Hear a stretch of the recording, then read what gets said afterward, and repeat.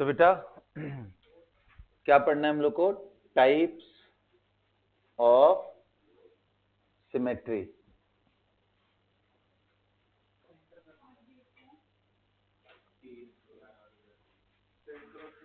ना अब इसमें आपको मालूम है कितने टोटल सिमेट्री एलिमेंट्स है? ऐसे तो यार 3 से ज्यादा है, बट मेनली हम 3 को डिस्कस करते हैं।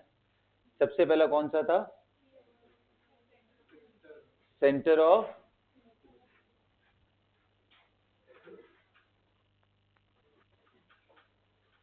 सिमेट्री, जिसको शॉर्ट फॉर्म में सीओएस बोलते। दूसरा कौन सा है? प्लेन ऑफ सिमेट्री,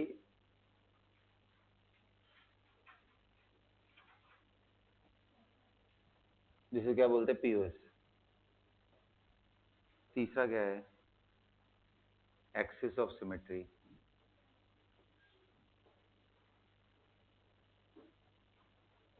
एओएस इसको बोल रहे हैं।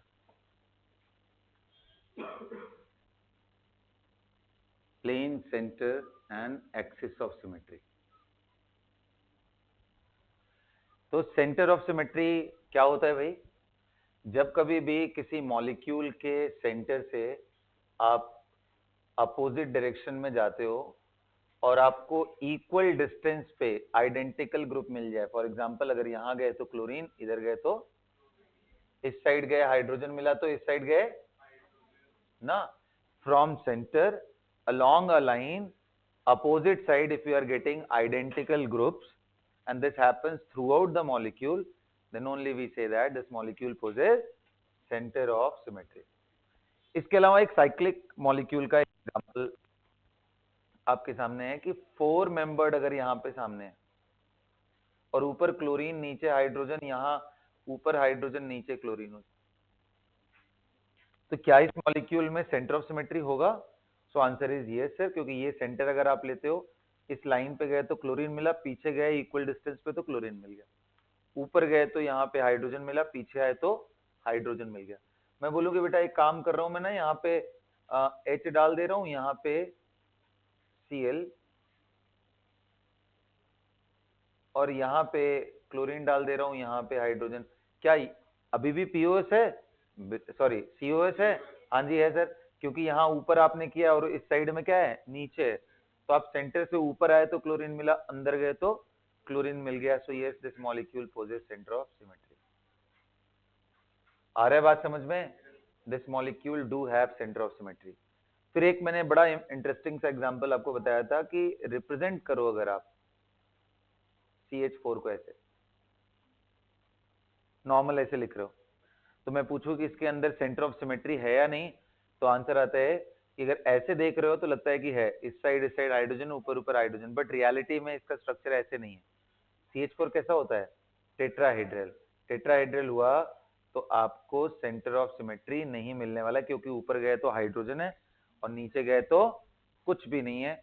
ये मैंने आपको कल समझाया हुआ था, ध्यान है?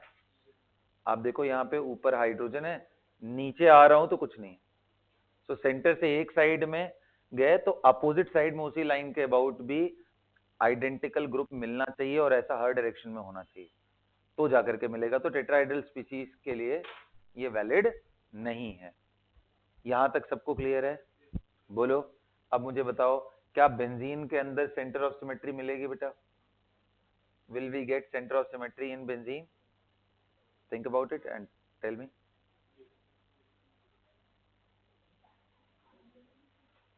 बेंजीन में है सेंटर ऑफ सिमेट्री? बोलो। हाँ सोचो सोचो, कोई बात नहीं, सोच के बताओ। हाँ, उसमें बेंजीन क्या बनाना है? वो तो प्लेनर मॉलिक्यूल होता है, वो तो 3D के लिए जरूरी है, तो ऐसे ही बना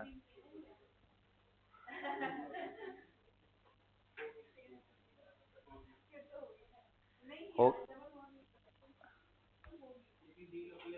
हाँ, तो right answer is yes, it is yes yes yes.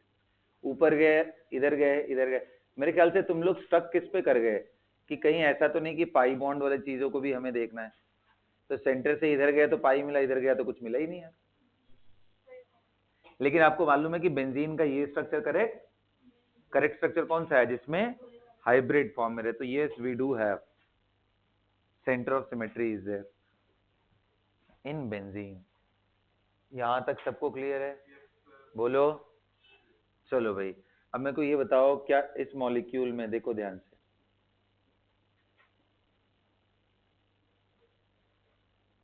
Sorry ऊपर मेरे को क्लोरीन डाल,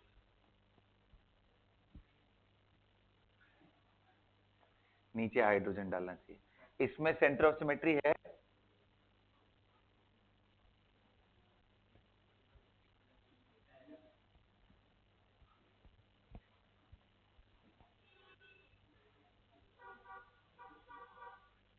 क्या इसमें सेंटर ऑफ सिमेट्री है? बोलो ना। द राइट आंसर इज कि ये दोनों प्लेन में है तो ये परपेंडिकुलर है। पिछली क्लास में बताया था ना, अगर दो डबल बॉन्ड आ जाए लगातार, कैसे समझाया था कि बीच में अगर हाइब्रिडाइजेशन निकालो तो sp है, p में कितने ऑर्बिटल होते हैं? px py n। तो अगर x यूज हुआ है हाइब्रिडाइजेशन में अलोंग x एक्सिस, अगर ये x है तो इसका बचा कौन सा? py and pz। अब अगर ये py है, इसके साथ पाई बॉन्ड बना रहा है तो इसका भी py यूज करेगा। ये pz है, इसके साथ पाई बॉन्ड बना रहा है तो z। तो बताओ, इसका किनारे का y हो गया और इसका किनारे का क्या हो गया? z। और y एंड z आर, तो जब उनके p ऑर्बिटल परपेंडिकुलर हैं तो करस्पॉन्डिंग ये जो बॉन्ड्स होंगे ये भी परपेंडिकुलर प्लेन में होते हैं। और परपेंडिकुलर प्लेन में हो जाए तो क्लोरीन इधर तो मिल गया, आप इस लाइन से इधर की तरफ जाओगे तो क्लोरीन है ही नहीं, क्योंकि ये क्लोरीन तो अंदर की तरफ है, प्लेन में नहीं है, अंदर की तरफ, तो आपको मिलेगा ही नहीं। So no POS, sorry no COS in this case. सबको समझ आ गया यहां तक? बोलो। एक लास्ट केस दे करके पूछते हैं, and let me see if you guys can do it. Tell me, do we have centre of symmetry in XeF2? Sorry, XeF2 and XeF4 दो दे रहा हूं, xenon difluoride and xenon tetrafluoride. क्या यहां पे है बेटा सेंटर ऑफ सिमेट्री?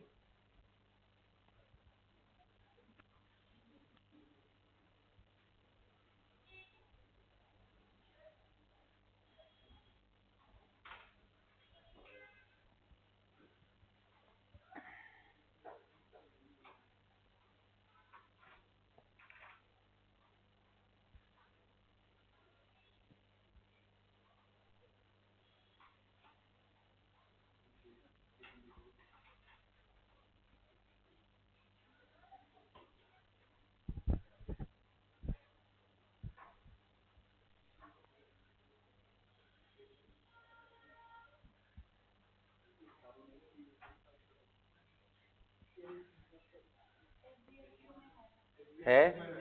आओ देखते हैं। XeF2 हैव और नॉट?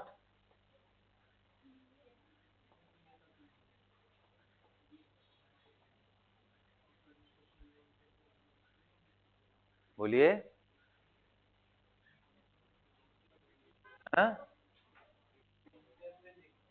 विल इट हैव और not?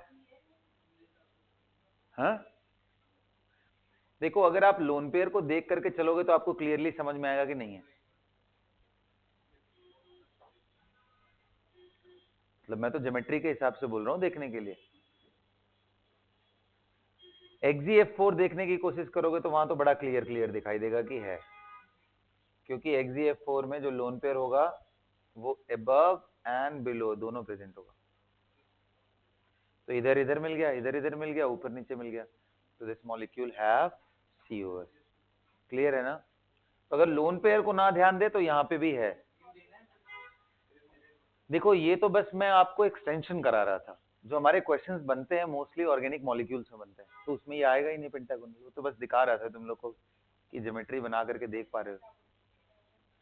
Considering lone pair we will not, if lone pair is neglected it will be. फिर आएगा ही नहीं ना, क्यों दिमाग लगा रहे हो उधर?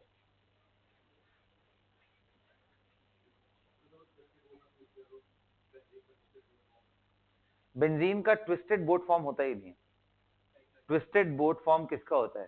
साइक्लो हेक्सेन का होता है। नहीं होगा, बिल्कुल नहीं होगा ट्विस्टेड बोट में। बोट में भी नहीं होगा।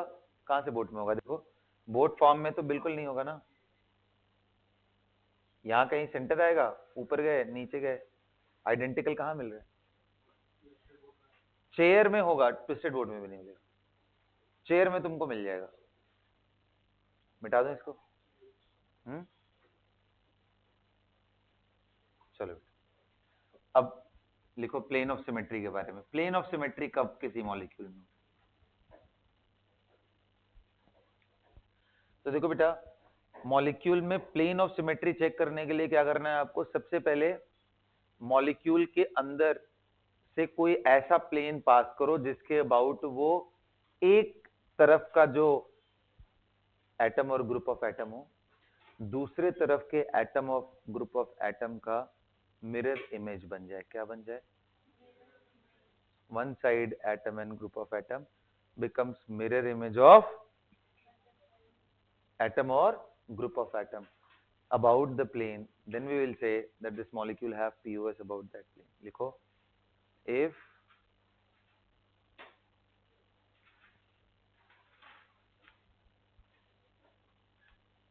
the plane which is passing through the molecule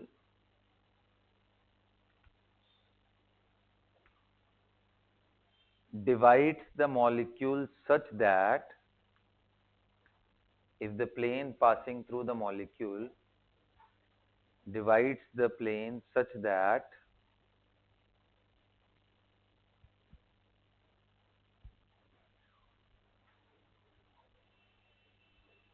one side of the molecule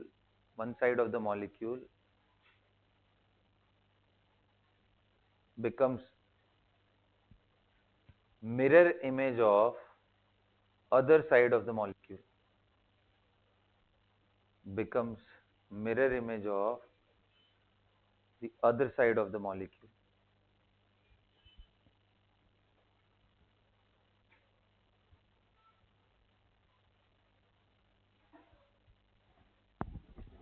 Becomes mirror image of the other side of the molecule. Okay, then the molecule have POS about the given plane. Molecule have POS about the given plane. आओ चलो सबसे पहले straight away लेके चलते हैं tetrahedral molecule और वहीं से देखते हैं। ओके है ना? टेट्राहेड्रल लेके चलते फिर प्लेनर लेके चलेंगे। तो लेट अस कंसीडर CH4। कौन सा मॉलिक्यूल ले रहे हैं? Now tell me, do we have POS about any plane? And if yes, can you tell me the orientation of that plane? And अगर नहीं है, अगर मान लो एक से ज्यादा है, तो आप बताओ कितने प्लेन ऐसे हैं जिसके अबाउट ये सिमेट्रिक? सो बताओ, पहला क्वेश्चन तो ये, क्या इसके पास प्लेन ऑफ सिमेट्री है? Molecule have POS? देख के सोचो, इमेजिन करो।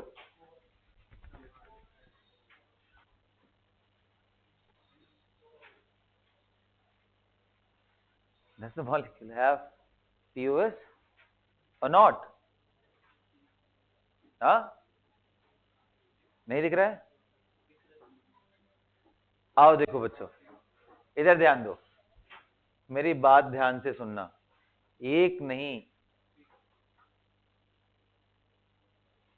टोटल 6 ऐसे प्लेन है जिसके अबाउट सिमेट्रिक है।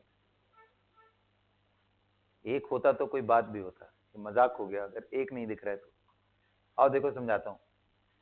इतने लोग कह रहे हैं कि सर ये कार्बन हाइड्रोजन और ये कार्बन हाइड्रोजन को लेते हुए एक प्लेन बनाइए और इसको पास करिए मॉलिक्यूल से।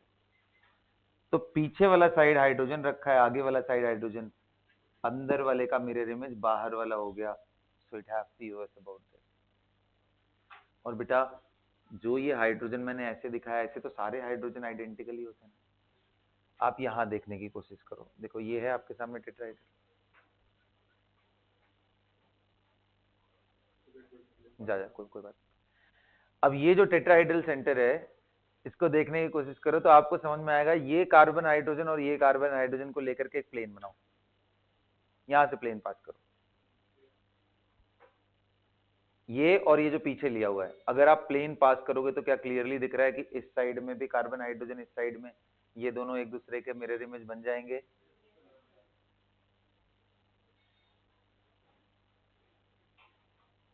अच्छा, जैसे आपने ये दोनों को लेकर के एक प्लेन बनाया है, वैसे कितने लोग कह रहे हैं इसको इसको लेके भी तो प्लेन बना सकता हूं?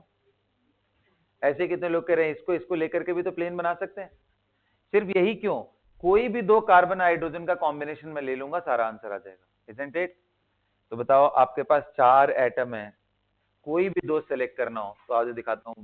1 2 3 दिख रहा है, 4 5 एंड 6। अरे 1 2 3, ये दोनों, ये दोनों और ये दोनों, कितने बन गए? यही तो बता रहा था कि टोटल एक दो नहीं बल्कि 6 अलग अलग प्लेन बन सकते हैं इसमें POS. So yes, this molecule have POS बड़ी। Okay, now tell me, how about this thing, कि अगर मैं लिख लेना this have POS is there about 6 different plane.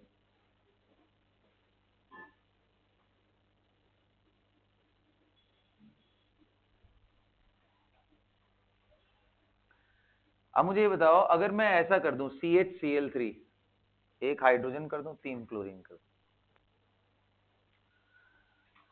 तो क्या अब इसमें पीओएस होगा? बोलो, विल इट हैव पीओएस?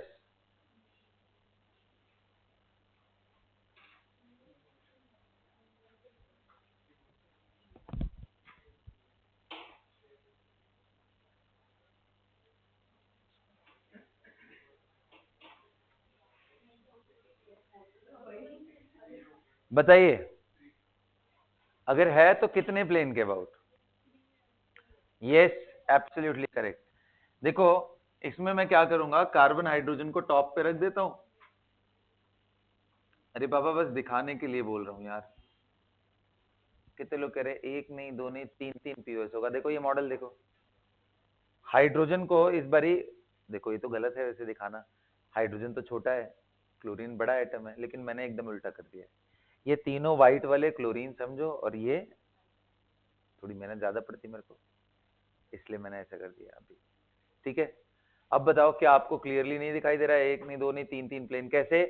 ये पीले वाले एटम जो कि हाइड्रोजन है, इसको और एक क्लोरीन को पकड़ते हुए आप प्लेन बनाइए। आप इसको और इसको पकड़ते हुए अगर प्लेन बनाओगे तो क्या क्लोरीन आधा आधा कट जाएगा, आधा इधर आधा इधर? तो इसलिए जो चीज प्लेन में आ जाता है ना, वो ऑटोमेटिक हाफ ऑफ डिवाइड हो जाता है, तो we should not be worried about it. और इस साइड वाला इस साइड को कवर कर लिया। ऐसे ही कितने लोग कह रहे हैं सर इसको ले जाओ पीछे, इन दोनों को प्लेन बनाओ, ऐसे ही इसको ले जाओ पीछे, इन दोनों को। कितने पीओएस बने?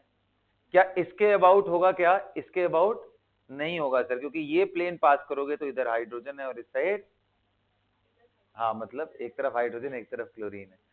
तो answer it will have POS about 3 different plane. सबको क्लियर हो गया? It will have POS about 3 different plane. Did you guys get the clarity? हाँ, आइए एक काम करते हैं, अब एक के बजाय मैं 2 क्लोरीन डाल देता हूं।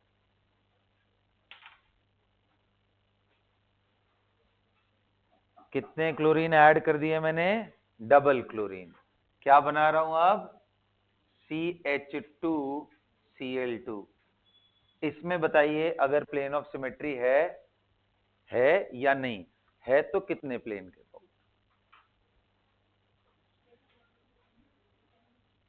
बनाओ।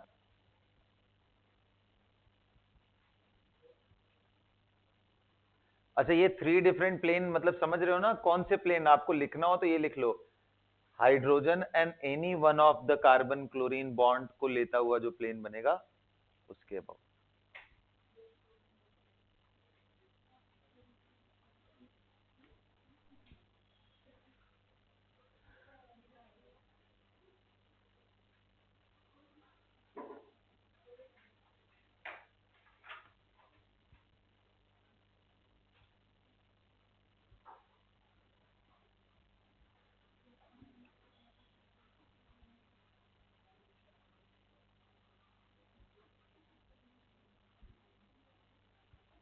चलो बेटा बताओ कितने आ रहे हैं? 2 बन रहे हैं। आओ देखो, देखो हाइड्रोजन, बच्चों ध्यान से सुनो, यहां क्लोरीन क्लोरीन कर दो, ये दिखाने का तरीका है यार। कितने लोग कह रहे हैं क्लोरीन क्लोरीन कार्बन क्लोरीन को लेते हुए एक प्लेन बना दो तो HH आ जाएंगे, और HH को लेते हुए जो प्लेन बना दोगे कार्बन कंटेनिंग तो वो क्लोरीन क्लोरीन। आओ देखते हैं, तो ये रहा देखो मॉडल आपके सामने। तो या तो प्लेन ऐसा बनाओ जो कि क्लोरीन क्लोरीन को लेते हुए बीच से बिल्कुल काटे, तो बीच से अगर मान लो क्लोरीन क्लोरीन से ऐसे जा रहा है प्लेन, तो इधर हाइड्रोजन इधर हाइड्रोजन। क्लियर है? अब दूसरा चीज क्या बन रहा है भाई, एक प्लेन तो मैंने क्लोरीन क्लोरीन को लेके, दूसरा प्लेन कितने लोग कह रहे हैं HH को लेके भी बना सकते हैं। क्या इसके अलावा और कुछ बन सकता है क्या? HCl लेके बना सकते हैं कभी भी? इधर H और इधर Cl और कार्बन बीच में नहीं बन सकता है, ये इधर क्लोरीन और इधर हाइड्रोजन। सो 2 प्लेन अभी भी हैं ना, 2 प्लेन अभी भी हैं। बेटा ये बताओ, क्या मैं कार्बन के अराउंड अगर HCl फ्लोरीन एंड ब्रोमीन डाल दूं, क्या POS आएगा इसमें? मैंने चारों ग्रुप इस बारी अलग कर दिया, क्या POS बनेगा?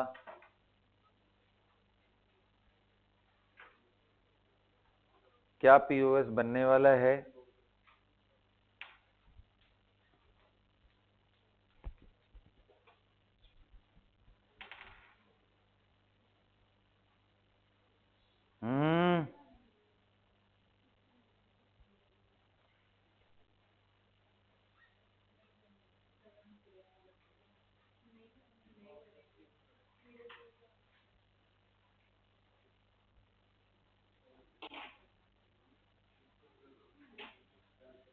बोलिए भाई, बनने वाला है? Answer is no. आप देखो ये मैंने चारों अलग अलग कलर के किए हैं, orange, yellow, red and white. आप इसको देख करके बताओ किसी भी प्लेन के about, if we are taking any of the plane, any of the plane from any side,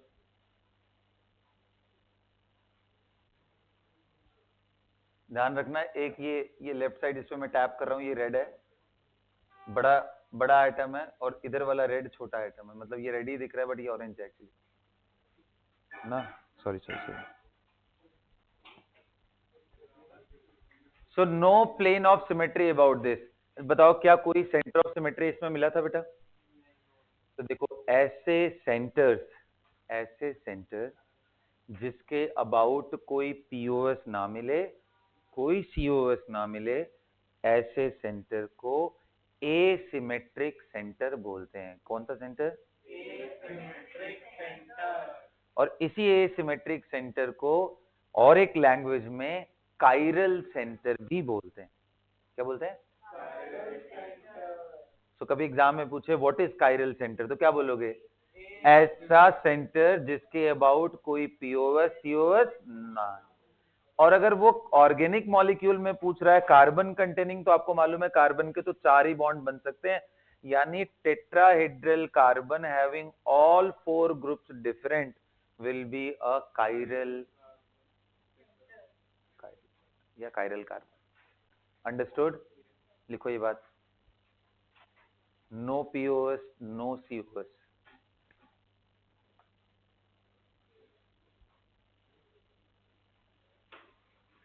no COS, इसलिए इसको क्या बोलते हैं? एसिमेट्रिक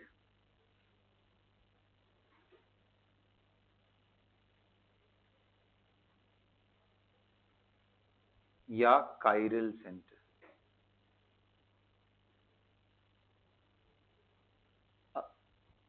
ऐसा कोई भी सेंटर जिसपे कोई POS ना हो COS ना हो, उसको काइरल सेंटर बोलेंगे। यहां तक सबको क्लैरिटी हो गई? बोलो। Carbon containing all 4 groups different will be termed as chiral carbon. लिखिए ये बात,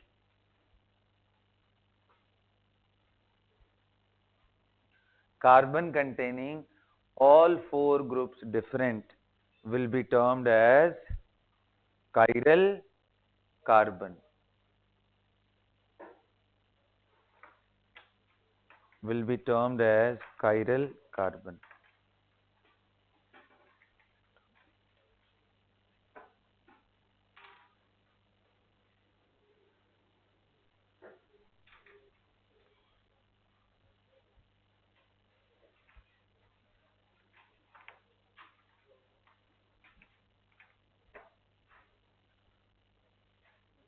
ओके बेटा, यहां तक सबको क्लैरिटी है?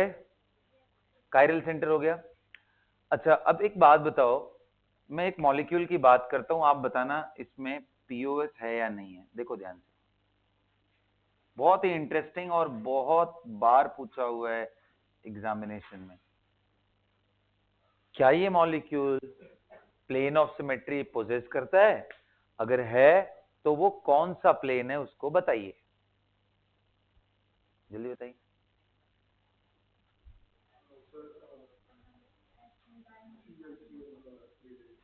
कौन सा? सीएल? मतलब मैं प्लेन कैसे पास करूं ये बताओ। डायगोनल, मतलब क्या मैं प्लेन को ऐसे पास करूं? ऐसे? हाँ, बोलो ना। आप देखो इसमें कितनी सारी गलतियां, वो आपको दिखाता हूं, चलो यहां बना के दिखाता हूं, थोड़ा और आपको बढ़िया से आएगा। वैसे देखने से लगता जरूर है, बिल्कुल तुम लोग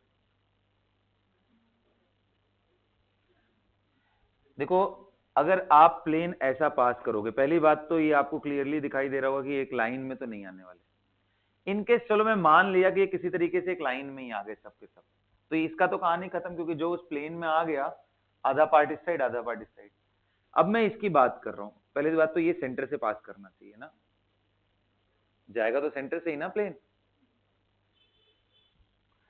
अभी कितने लोग कह रहे हैं कि मिरर इमेज का तो मतलब ये है कि अगर ये ऑब्जेक्ट ऐसे है, देखो ये मिरर है, ये इतना पोर्शन इसमें ऐसे निकला है, तो मिरर इमेज का तो मतलब क्या है, अगर ये थीटा है तो इस साइड भी ये थीटा पे ही बनना चाहिए।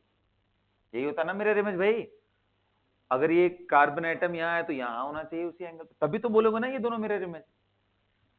इल्यूजन होता है हमें। ये देख यहाँ है तो इसका बॉन्ड इधर की तरफ से जाना चाहिए कहीं, जबकि ये बॉन्ड कहाँ जा रहा है? ये कार्बन यहाँ है तो जितने एंगल पे है उतने ही एंगल पे पीछे जाके कार्बन मिलना चाहिए, बट कार्बन कहाँ मिल रहा है? इस साइड। तो ये एक दूसरे का मिरर इमेज नहीं है। बल्कि मैं आपसे पूछूं कि बेटा एक काम करो, ऐसी एक ज्योमेट्री आपके सामने है, क्या आप इसका मिरर इमेज बना सकते हो? क्या इसका मिरर इमेज बना सकते हो? तो आपको बिल्कुल बोलना चाहिए sir, and this will be the mirror image of this. Are you guys getting my point? देखो ये दोनों मिरर इमेज है या इधर वाला मिरर इमेज है, इसका कौन सा मिरर इमेज बताओ? ये है। तो क्या ये ऐसे था मॉलिक्यूल? नहीं, this molecule do not have POS about the plane you guys have suggested. अभिषेक, मैं तुम्हें दूसरा चांस देता हूं ये फिगर आउट करने का कि इसमें POS है या नहीं। That will be the last chance. क्या भाई सारे लोग बोल रहे हो कि नहीं है? बोलो भाई, सारे लोग यही एक्सेप्ट कर रहे हो कि POS नहीं है? तो मैं आपको दिखाऊं कुछ। हाँ टाइम ले लो, मुझे कोई।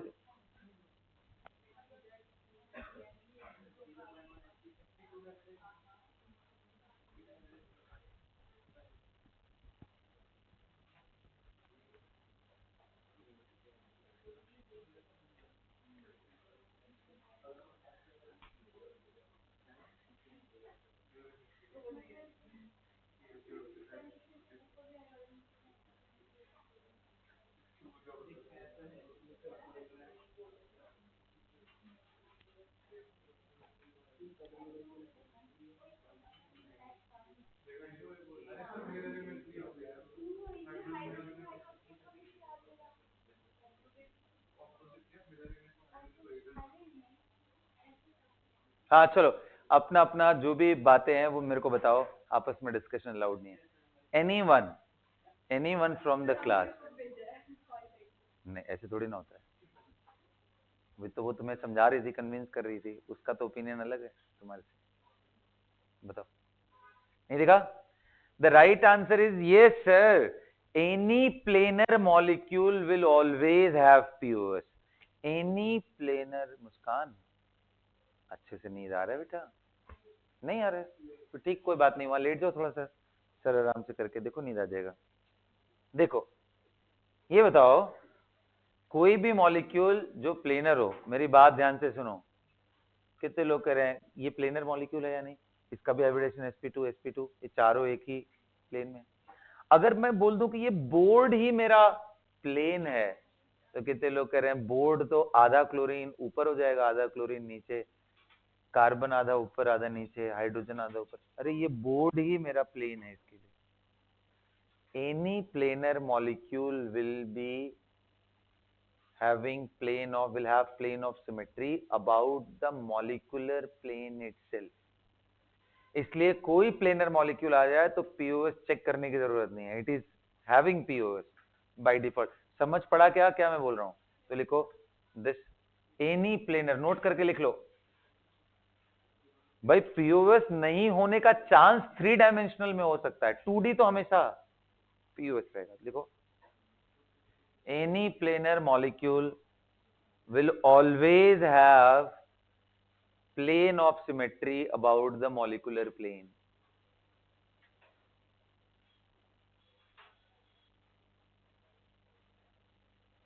यहां तक सबको क्लियर है?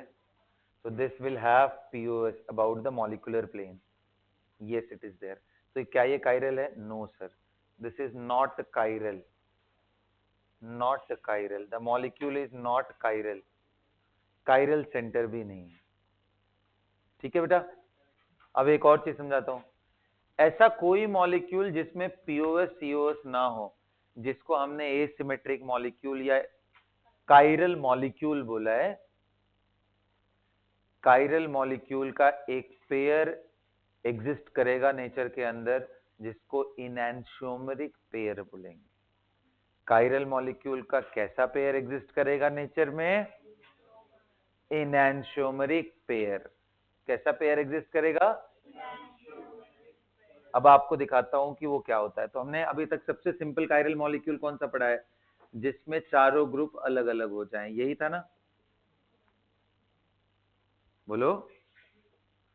तो मैंने बोला कि भाई कोई कायरल मॉलिक्यूल हो जाए, दुनिया में पक्का उसका इनैंशियोमेरिक पेयर एग्जिस्ट करेगा। और वो पेयर बनाना हो कुछ नहीं, इसके सामने मिरर रख रहे हो, रख दो, जो इसका इमेज बनेगा वही इसका इनैंशियोमेरिक पेयर है। क्या मिरर इमेज बना सकते हो इसका? बनाओ, नोट करके लिखो ये बात। Every chiral molecule must have it's enantiomeric pair। Every chiral molecule must have its enantiomeric pair।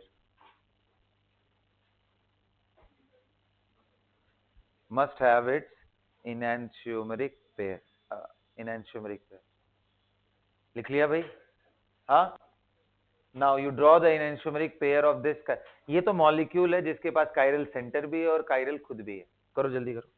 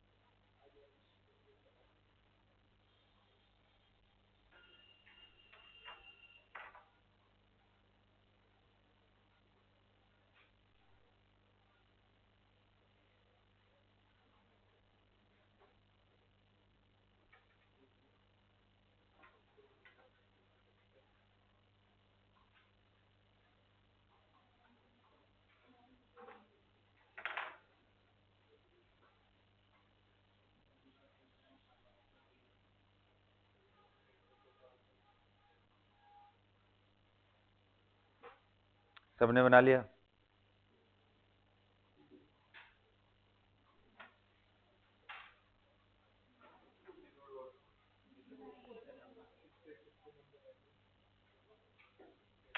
जाओ।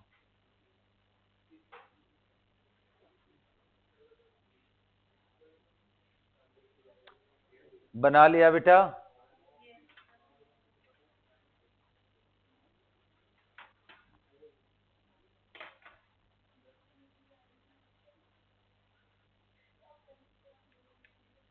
क्या हुआ, बना या नहीं बना? आओ चलो देखते हैं इनैंशियोमेरिक पेयर कैसे बनाया, चेक करते हैं। देखो मिरर इमेज कभी भी बनाते हैं तो मैंने क्या बताया, इक्वल डिस्टेंस पे। जैसे ये इतना दूरी पे था तो कार्बन ऐसे बना दिया, हाइड्रोजन बिल्कुल पैरेलल था तो उसको ऐसे कर दिया। अब ये देखो इसके नजदीक आ रहा है तो एक क्लोरीन इसके नजदीक आएगा, बोलो। अब इस कार्बन से पीछे की तरफ बाहर की तरफ निकला हुआ है तो मैं आयोडीन को ऐसे दिखा दूंगा, पीछे की तरफ है ब्रोमीन तो मैं पीछे की तरफ ब्रोमीन दिखा दूंगा। This is mirror image. ये क्या है, इनैंशियोमर। क्या है ये? अच्छा इंटरेस्टिंग चीज पता क्या है, आपको लग नहीं रहा कि ये दोनों एक ही चीज बना दिया सर आपने? अलग कहां दिख रहा है? देखो ऐसा नहीं लग रहा है ये दोनों एक ही चीज है? लग रहा है या नहीं लग रहा है, पहले तो ये बताओ, लग रहा है? ओके बेटा, मैं आपका यही कंफ्यूजन दूर दूर करना चाह रहा हूं। ये जो आपने कंफ्यूजन पाल रखा है कि ये दोनों चीजें एक ही हैं, यही मेरे को दूर करना है। कैसे करूं दूर? ना बिल्कुल बिल्कुल नहीं। देखो कैसे दुष्ट लड़की है,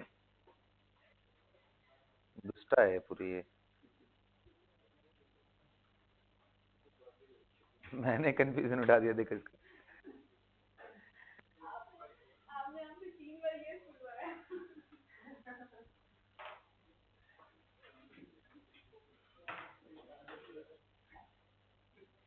मेरे को एक रेड चाहिए, red. Okay red, I need a red, I needed I needed N orange.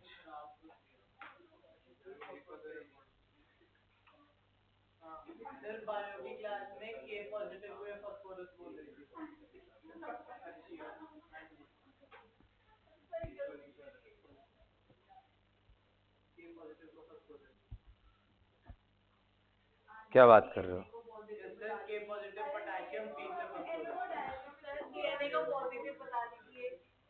कोई बात नहीं, कोई बात नहीं, अभी हम लोग इग्नोर करेंगे अर्शिया को, बिल्कुल कोई बात नहीं।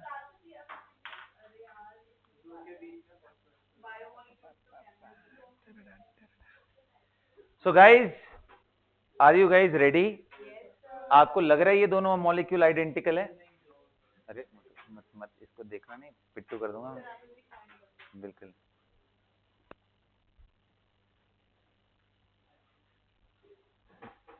आओ चलो देखो, क्या ये दोनों मॉलिक्यूल, ध्यान से देखो इधर, क्या ये दोनों मॉलिक्यूल आइडेंटिकल है? So answer is they are not identical. Illusion create हो रहा है, ऐसा लग रहा है जैसे दोनों सेम है। क्यों? क्योंकि इस पे अटैच्ड ग्रुप सेम है, इनकी स्पेस के ओरिएंटेशन देखो अलग अलग है। अब वो कैसे मालूम चलेगा? इस मॉलिक्यूल को आप ऐसे ऊपर टॉप से पकड़िए, ऐसे घुमा दीजिए।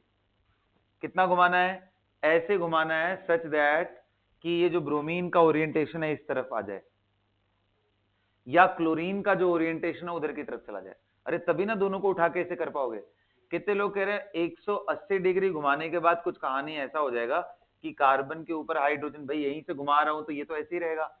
ये जो क्लोरीन इधर है, 180 घूमने का मतलब क्या है, यहां से उठ करके इधर आ गया। अरे अग्री करते हो सब लोग मेरी बात से? और कितने लोग कह रहे हैं ये जो बाहर है वो अंदर चला जाएगा? अरे बोलो मोटू लोग, जल्दी बोलो। आयोडीन अंदर चला जाएगा और जो अंदर था वो बाहर आ जाएगा। ये बात कितने लोगों को समझ पड़ा? और अगर समझ पड़ा तो अब इसको उठा करके इस पे ढकने की कोशिश करो। देखो कार्बन हाइड्रोजन ढक लिया, कार्बन क्लोरीन भी ढक लिया, बाहर इधर आयोडीन है और इस साइड बाहर कौन है? क्या ये सुपर इम्पोजेबल है? तो non super imposable mirror image.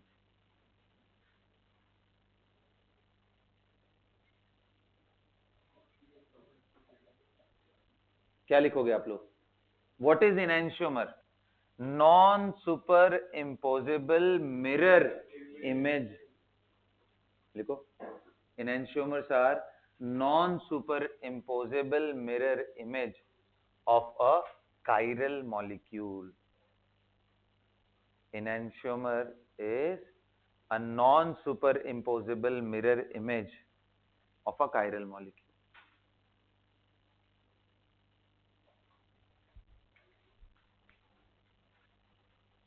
Non super imposable mirror image of a chiral molecule. अब चलो देखो, जिसको ये 3D पता नहीं पड़ा, वैसे तो मैंने पूरी कोशिश की कि आपको ऐसे समझा दूं, उनके लिए मैं मॉलिक्यूलर मॉडल से ट्राई करता हूं। देखो बच्चों, आप अगर ध्यान से देखो,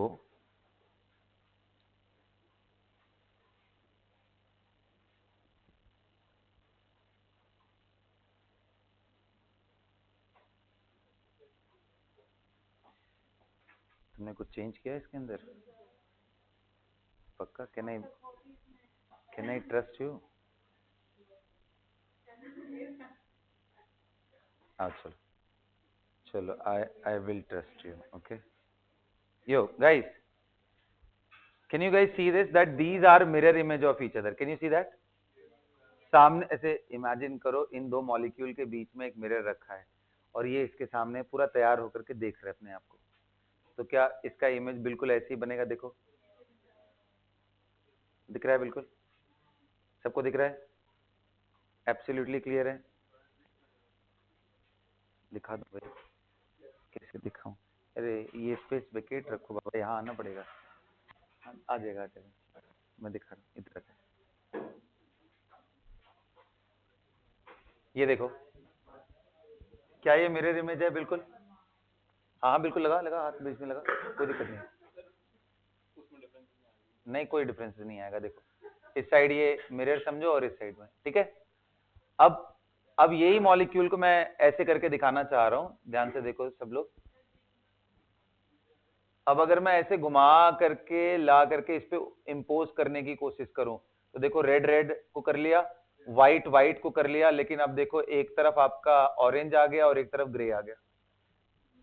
कहने का मतलब ये है कि जो एक दूसरे के मिरर इमेज थे, बैठ जा बैठ जा, ये मिरर इमेज था।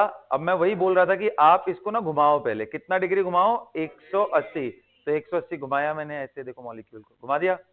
अब लाके इसके ऊपर रखने की कोशिश कर रहा हूं और देख रहा हूं क्या इसको इंपोज कर लिया क्या। तो जैसे ही रखूंगा तो देखो, ग्रे और व्हाइट तो एक दूसरे को ओवरलैप कर लिए। लेकिन कितने लोग कह रहे हैं ये जो छोटा वाला स्फेरिकल बॉल है जो कि ऑरेंज कलर का, उसमें रेड दिख रहा है, और ये जो बड़ा वाला है, ये दोनों एक दूसरे को इंपोज कभी भी नहीं कर पाएंगे। तो that is what I was trying to tell you, कि मिरर इमेज होने के बावजूद ये दोनों एक दूसरे को सुपर इंपोज नहीं, तभी ये कायरल मॉलिक्यूल है। तभी तो अगर इनका मिरर इमेज अगर इनका सुपर इम्पोजेबल बन गया ना, तो पक्का है आपने मॉलिक्यूल को देखा गलत है, वो कायरल हो ही नहीं सकता। मतलब मैं यहां से उल्टी बात भी बोल रहा हूं, किसी मॉलिक्यूल में अगर पीओएस प्रेजेंट है तो उसका मिरर इमेज ये पक्का है कि सुपर इम्पोजेबल हो जाएगा। करके दिखाऊं एक? देखो, इसी में ऑरेंज को मैं व्हाइट से रिप्लेस कर दे रहा हूं।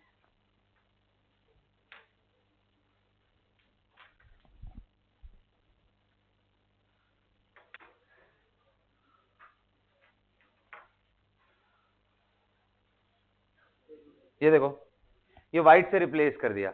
अब आपको मालूम है कि इस मॉलिक्यूल में के अंदर क्या आ गया? बेटा ध्यान से सुनो, बातें करोगे ना बंद कर दूंगा बढ़ाना, ठीक है?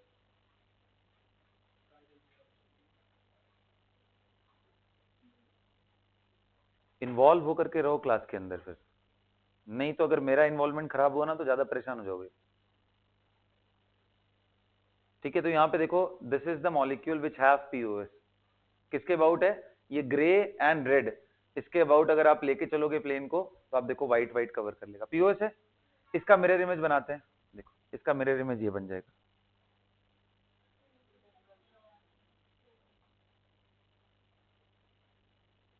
Is it the mirror image? Can you see that? ये मिरर इमेज है ना?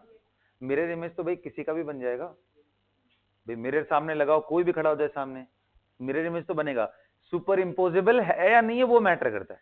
अब देखो, ये सुपर इम्पोजेबल है, बड़े आराम से दिखेगा। आप ऐसे घुमाओ सच दैट कि देखो, इम्पॉसिबिलिटी मैं दिखाता हूं।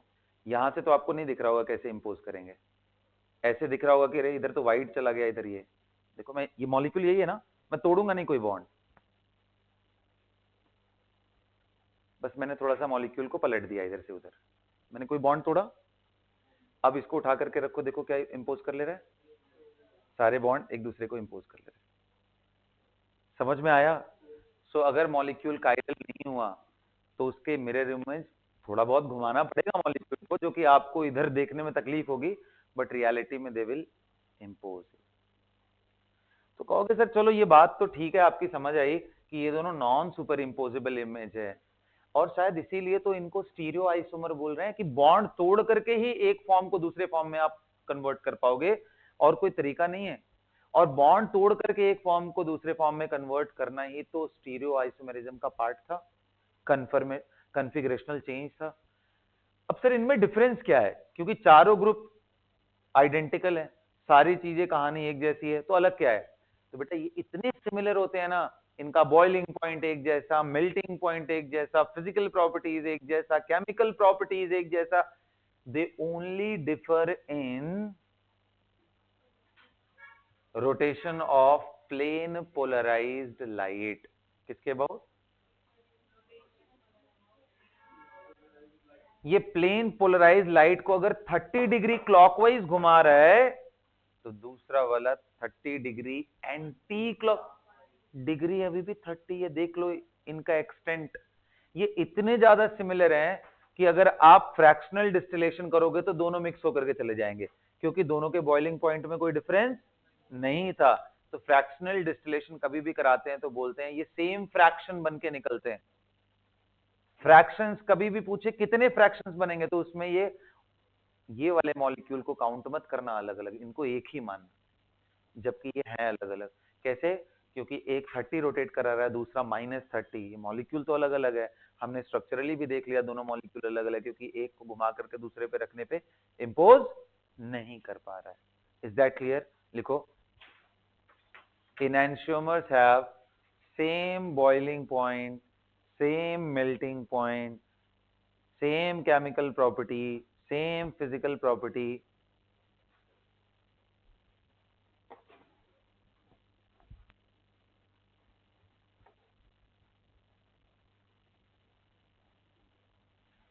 They only differ in what? They only differ in, बोलिए, rotation of, angle of rotation of plane polarized light, angle of rotation of plane polarise light. अब ये प्लेन पोलराइज लाइट क्या है, इसके बारे में थोड़ा समझते हैं, और फिर एक टॉपिक और है एक्सिस ऑफ सिमेट्री, वो भी हम समझेंगे। ठीक है, ओके। तो what is plane polarise light और ये सेटअप क्या है? तो देखो, एक इंस्ट्रूमेंट है जिसको पोलारीमीटर बोलते हैं। क्या बोलते हैं? पोलारीमीटर। हाँ जी, पोलारीमीटर। पोलारीमीटर इंस्ट्रूमेंट कैसा होता है, उसका सेटअप समझ लो। मैं बहुत रफ स्केच बना रहा हूं। एक एलिमेंटल लैंप लेते हैं, सोडियम लैंप। सोडियम लैंप इसलिए लिया जाता है ताकि इससे आने वाली वेवलेंथ का जो नंबर है उसको हम रेगुलेट कर सके। तो एलिमेंटल लैंप मोस्टली मोनोक्रोमैटिक होते हैं। मोनोक्रोमैटिक मतलब एक स्पेसिफिक वेवलेंथ का उसमें से लाइट निकलता है। लेकिन लाइट कभी भी निकल के आएगा, आपको मालूम है कि इलेक्ट्रिक एंड मैग्नेटिक फील्ड का जो ऑक्सीलेशन होगा वो परपेंडिकुलर होता है डायरेक्शन ऑफ प्रोपोगेशन के, तो हर तरफ होगा, ऐसे घूमता रहेगा। तो यहां बीच में इनके, जिधर से ये जा रहे हैं ओरिएंट करके, ये एक प्रिज्म रखते हैं जिसका नाम क्या है? Nicol prism. क्या नाम बेटा? ये निकोल प्रिज्म का काम यही होता है कि इस जो बेस है उसका, प्रिज्म का देखो बाई पिरामिड रखा ना, ऊपर और नीचे दोनों, तो जो बेस है उसके अंदर के ओरिएंटेशन को छोड़ देता है। उससे थोड़ा भी ऊपर और नीचे ओरिएंटेशन हुआ, उन सारे पोर्शन को वो एब्जॉर्ब कर लेता है अपने अंदर। यानी इससे निकलने के बाद जो लाइट होती है वो बेस ऑफ पिरामिड के अलोंग पोलराइज्ड हो जाती है। इसी पोलराइज्ड लाइट को ही पीपीएल बोलते हैं, प्लेन पोलराइज्ड लाइट। अब अगर इस प्लेन पोलराइज्ड लाइट को ऐसे सॉल्यूशन के साथ पास कराओ जिसमें काइरल मॉलिक्यूल्स हो। कौन से मॉलिक्यूल्स? Chiral molecules. तो वो इस प्लेन पोलराइज्ड लाइट को घुमा देते हैं। ये मैं अब डॉटेड लाइन से बना रहा हूं। हो सकता है वो क्लॉकवाइज घूम जाए, हो सकता है वो एंटी क्लॉकवाइज। ये है थीटा। अब इसको हम यहाँ आई पीस लगा करके यहां से देखते हैं बेसिकली कि कितना घूमा। जब ये सॉल्यूशन नहीं था तो उसको सेट कर लेते हैं, फिर बाद में देखते हैं कितना डिग्री घूम गया। तो ये जो जितना भी घूमता है थीटा, इसी को बोलते हैं observed angle of rotation.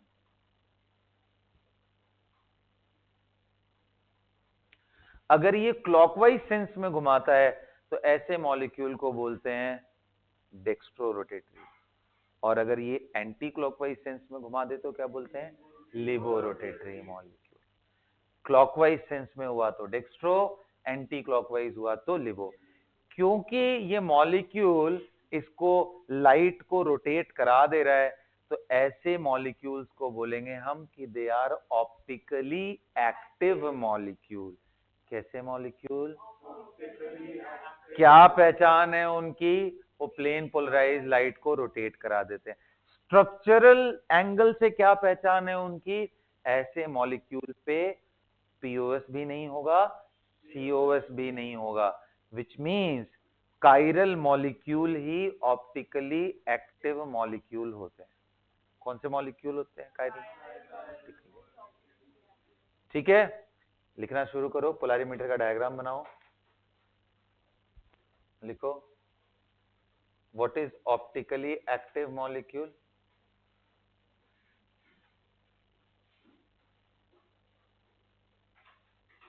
A molecule is optically active। पहले ये लिख लो, उसके बाद ये डायग्राम बना लेना।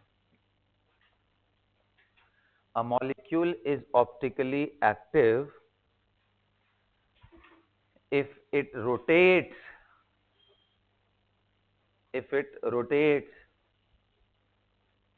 किसको रोटेट कर रहे हैं?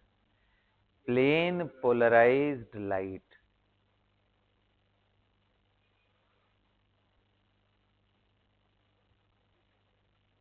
If it rotates plane polarised light. ठीक है, ये तो हो गया प्रैक्टिकल तरीका। थ्योरेटिकल तरीका क्या है पहचानने का? भाई एग्जाम में आएगा तो पोलैरिमीटर इंस्ट्रूमेंट थोड़ी ना तुमको देगा, वो तो लिखा रहेगा, ये बताओ इथेन है ऑप्टिकली एक्टिव है, मिथेन है, टेट्राक्लोरो इथेन है, ऐसे करके बदल बदल के बोलेगा आपको। Fluoro chloro bromo methane. तो ऐसे आपको क्वेश्चन आएगा कि भाई बताओ इनमें से कौन सा ऑप्टिकली एक्टिव है, तो क्या पोलैरिमीटर लेके जाओगे? नहीं नहीं नहीं, फिर हमें स्ट्रक्चरल फीचर देखना होता है। एनी मॉलिक्यूल, अगला पॉइंट लिखो, any molecule which do not have POS and do not have COS, दोनों नहीं मिलना चाहिए। any molecule which do not have POS and do not have COS, POS भी नहीं है और COS भी नहीं है, ऐसे मॉलिक्यूल क्या होंगे? ऑप्टिकली एक्टिव होंगे। यानी दूसरे शब्दों में क्या हो गया कि ऐसे मॉलिक्यूल जो chiral molecule they are only optically active.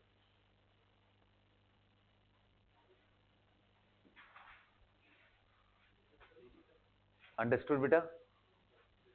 Got it? बोलो, यहां तक सबको क्लियर हो गया? अब आप ये पूरे डायग्राम बनाइए, जल्दी बनाइए।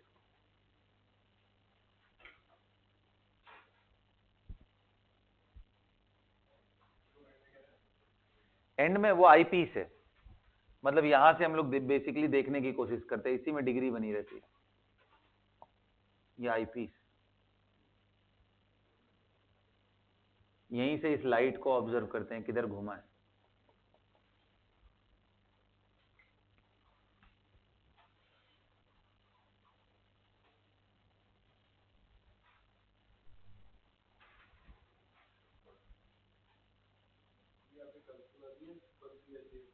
बनती है ऐसे, यहां से देखते हैं। सही बनाया, मतलब क्या चीज? अच्छा तुम ये बोल रहे हो, ये तो मैंने स्लैंट दिखाया है, वो तो सीधा सीधा भी होता। हाँ हाँ, उससे क्या मतलब है, वो तो ऐसे बना लो, यहां से आई पीस हो तो चलो कोई बात इंस्ट्रूमेंट है, इसको तो मैं ऐसे स्लैंट कर दूं, वर्टिकल ऐसे करके देखूं, क्या दिक्कत है ना?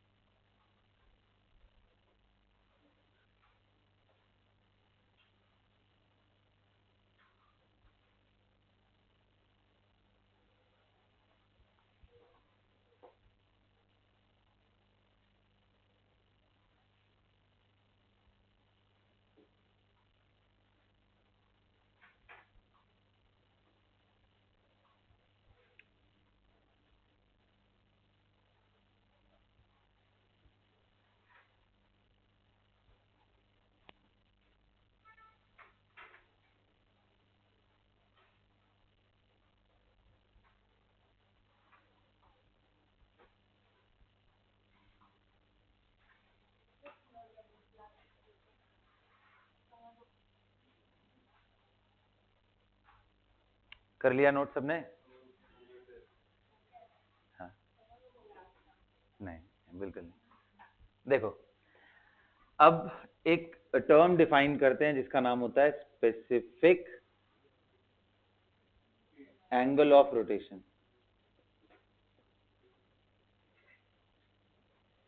जिसको अल्फा बोलते हैं। How do we define alpha? देखो ऐसा बॉक्स में लिख करके बोलते हैं लैम्डा वेवलेंथ, सोडियम लैम्प का जो निकल के आ रहा था at T degree Celsius will be equal to theta upon L into C. This is how it is defined. जहां पे ये जो concentration है, मोल mass of solute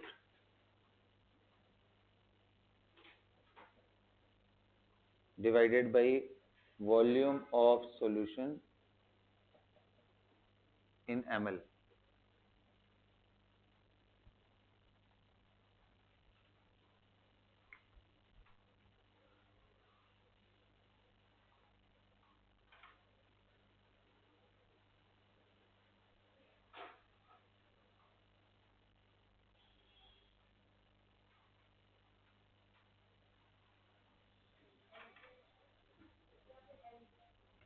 Good question. L is the length of this solution tube. ये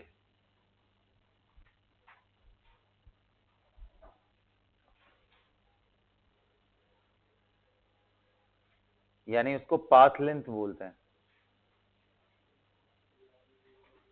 length of solution tube भी बोल सकते हो या लेंथ ऑफ शेल भी बोल सकते हो। L is measured in decimeter. L is measured in decimeter.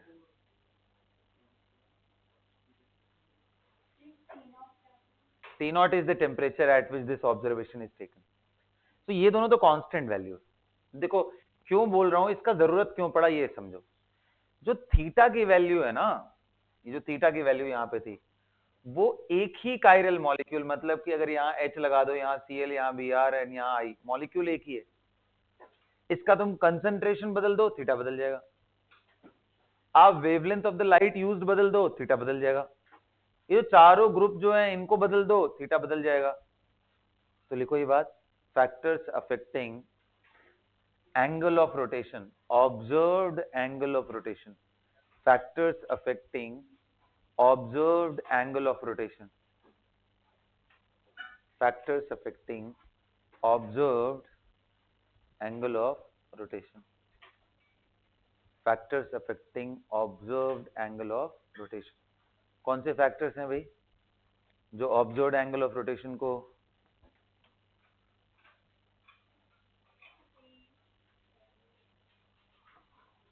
ना, सबसे पहला लिखो, सबसे पहला चीज concentration of the molecule,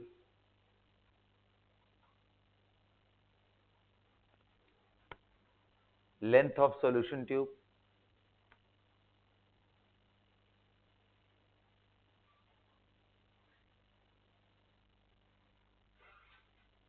temperature, चौथा लिखिए wavelength of the light used,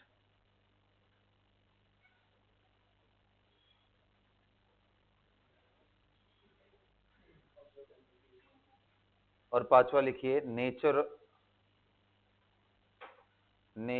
of, fourth है wavelength of the light used, nature of the group और groups attached to chiral centre. तो ये चलो, ये पांचवा तो हमारा अलग अलग मॉलिक्यूल के लिए अलग अलग होगा, लेकिन ये चार तो हमारे कंट्रोल में है। Like I can monitor the value of length, उसको फिक्स कर देता हूँ, टेम्परेचर फिक्स कर देता हूँ, जो लाइट यूज कर रहा हूँ उसको सोडियम का डी लैंप यूज कर लेता हूँ, जिसमें सिर्फ वो डी वाली लाइन येलो कलर की निकल के आती है, जिसका वेवलेंथ फिक्स होता है। तो जब ये आप सारा चीज फिक्स कर लेते हो ना, तो थीटा सिर्फ और सिर्फ एक कांस्टेंट हो जाता है। आई मीन थीटा नहीं बोलना चाहिए, फिर वो अगर ये रेशियो ले लेते हैं तो वो अल्फा, जिसको हम स्पेसिफिक एंगल बोलते हैं, वो कांस्टेंट। जैसे ग्लूकोज का मैं बोलूं स्पेसिफिक एंगल है 25 degree Celsius for the D line of sodium, उसका वैल्यू एक फिक्स वैल्यू आएगा, that will not depend on concentration, क्योंकि theta divided by L C कर लिया आपने। थीटा बेसिकली प्रोपोर्शनल होता है एल के, प्रोपोर्शनल होता है सी के, तो आप थीटा बाई एल सी कर लोगे तो which will be a constant value. Understood ना?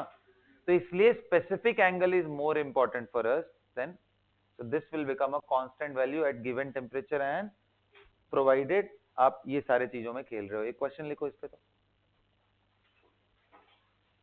अच्छा, पहले पहले ये भी चीज लिख लेना जरूरी है, लिखो if angle of rotation is clockwise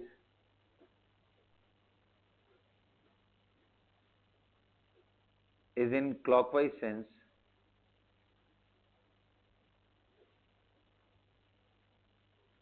तो क्या बोलेंगे? We say that the molecule is dextrorotatory। कौन सा molecule? Dextrorotatory, DEXTRO rotatory,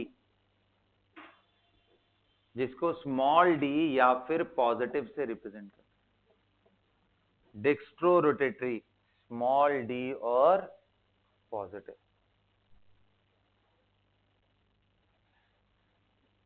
If angle of rotation is in anti-clockwise sense, anti-clockwise, then it is said to be levorotatory। Small L और negative से represent करते हैं इसको, लिवोरोटेटरी, dextrorotatory, लिवोरोटेटरी।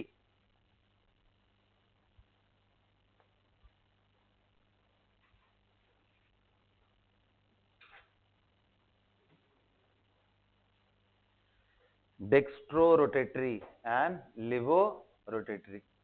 मिटा दो इसको,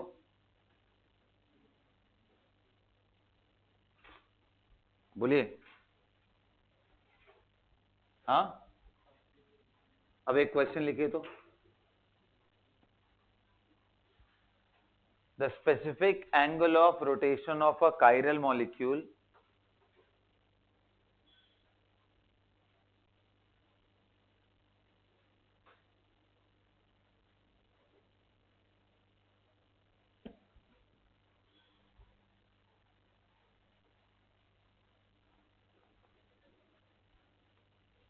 is a constant value, for for the given temperature and wavelength।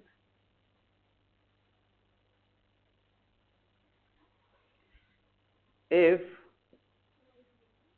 molecule at constant temperature and given wavelength, if theta of 0.1 molar of a chiral molecule is found to be minus 100 degree, then what will be theta if concentration is reduced to 0.05 molar, what will be the specific angle of rotation? Sorry, observed angle of rotation if concentration is reduced to this value. निकालिए, provided the length of tube is same.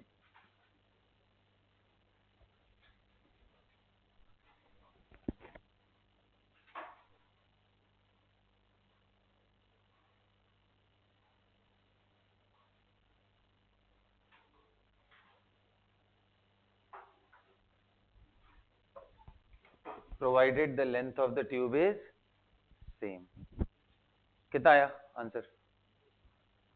तो देखो इसको कैसे करना है, alpha की value क्या है हमारी फिक्स है, is equal to theta by L C, और एल भी फिक्स हो गया, तो इसका मतलब क्या हो जाएगा, theta by C one theta two upon C two. पहले वाले का थीटा कितना दिया है -100 अपॉन ये कितना दिया था 0.1, बाद वाले का थीटा नहीं मालूम, कंसंट्रेशन मालूम है कितना 0.05, आ गया क्या आंसर, थीटा टू कितना आ गया -50 डिग्री आ गया। इट इज दैट सिंपल, क्योंकि अल्फा वैल्यू फिक्स होता है तो उसके हिसाब से हम कर लेंगे। ठीक है, यहां तक सबको क्लियर है, बोलिए। तो भाई एक्सिस ऑफ सिमेट्री क्या होता है, this is the last topic and we are done for today. What is axis, बड़ा आसान सा है, axis of symmetry, the last part, axis of symmetry. We say a molecule have Cn axis of symmetry, Cn axis of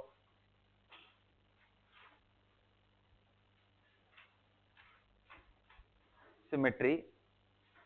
अब example जैसे C2 हुआ, C3 हुआ, C4 हुआ, अगर उस मॉलिक्यूल को गिवन एक्सिस के अबाउट 360 रोटेट कराते समय 2 टाइम्स आइडेंटिकल अरेंजमेंट आता है तो C2 बोलते हैं, 3 टाइम्स आइडेंटिकल अरेंजमेंट आ जाए तो उसे C3 बोलते हैं, 4 टाइम्स आइडेंटिकल अरेंजमेंट आ जाए तो उसको C4 बोलेंगे, C2, C3 एंड C4। अब एक एग्जांपल से इसको समझने की कोशिश करो कि ये तुम्हारे पास एक मॉलिक्यूल मैंने दे रखा है जो कि ऐसा है, देखो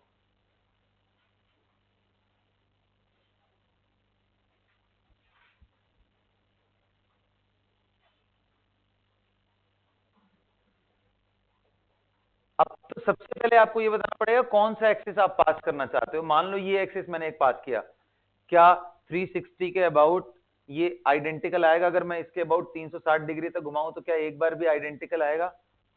नहीं सर, आप इसको ऐसे घुमाओगे तो CH3 इधर की तरफ आ जाएगा 180 डिग्री पे, ये और ये सेम थोड़ी ना है।